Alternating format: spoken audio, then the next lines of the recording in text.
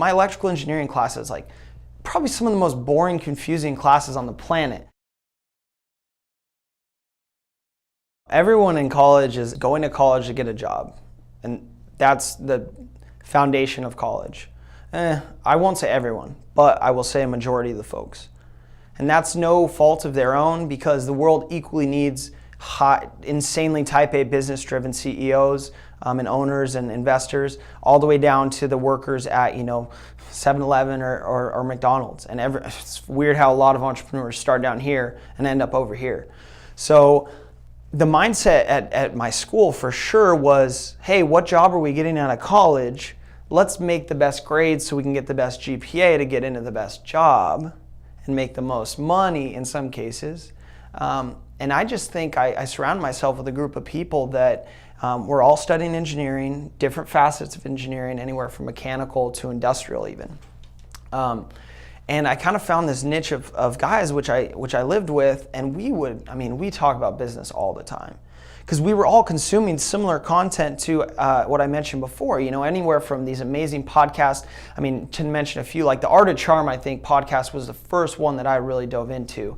And that was talking about like self-improvement, referencing like Jesse Itzler and like how he started his company NetJet, and like how he's now married to Sarah Blakely, and like all these different things were just hitting at once. And so we would come home from school and be like, or classes that we just hated. My electrical engineering classes, like probably some of the most boring, confusing classes on the planet. And looking back, it's like, yeah, I got them done, but man, I hated them. Like I hated going to class. I hated doing homework.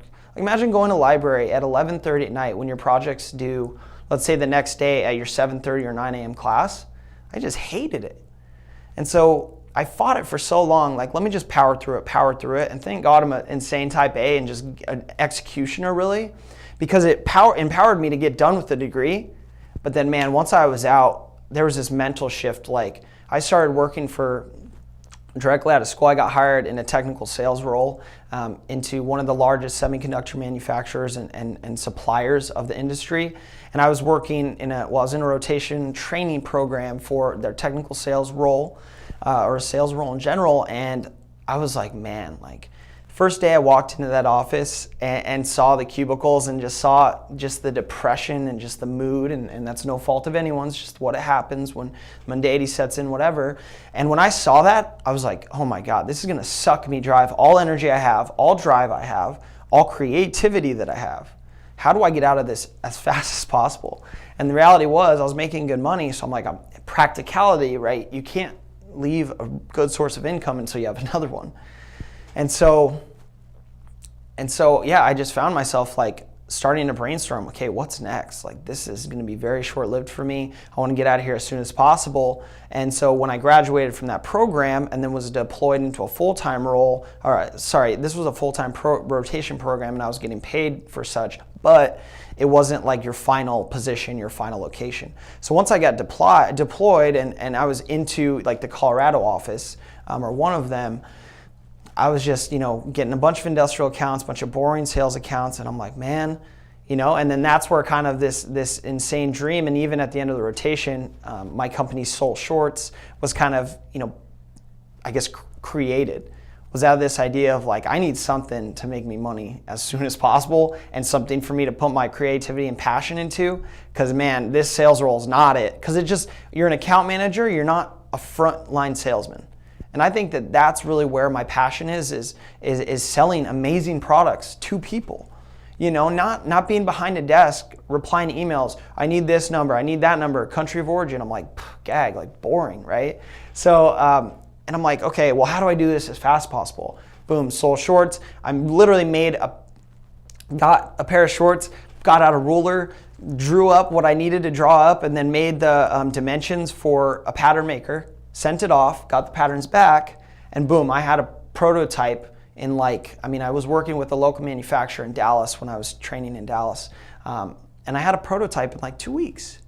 And it's kind of laughable, right? But going off the lean startup method, it's like what those guys talk about is like you should be really embarrassed of your first product. And that was where I'm like, hey guys, I'm living with 2 other guys at the time that were in this rotation program, this training program. And they were like, dude, these like aren't the best, they're ripping them apart a little bit, but they're like, all my friends have that commonality. And I think I mentioned this somewhere else, but like most people say, okay, sell to your friends first and see if they'll buy it.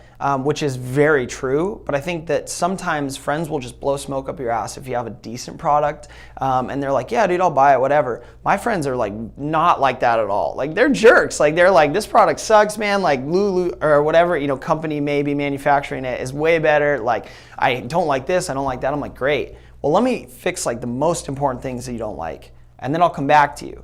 And sure enough, I came back with an even better product and showed them the potential, showed them just the immense like platform that I've created for the shorts company, and further down the line, I think it's really a health company at the end of the day. But man, they were loving it. I mean, we're on Kickstarter and we've raised over $5,000 in like 2 weeks. So that's kind of the multi. When you scale that out over 52 weeks, like of course you have a bigger launch than your traditional sales, but I mean, you add in wholesale and you add in retail to that, and boom, like now you're multiple hundreds of thousands of dollar company. But yeah, it all starts somewhere, and so I definitely, in college, the mindset was 100%. Like, what job are you going to get? How much money can you make? What degree is the best to study? And at the end of the day, partying. Like, that's a big thing in college. And I think that that's something that when I reflect on college, that I am fine going into debt for, is the experience and the people that I met in college. And less so maybe for the degree itself, but it did allow me to get a job to help fund my first company.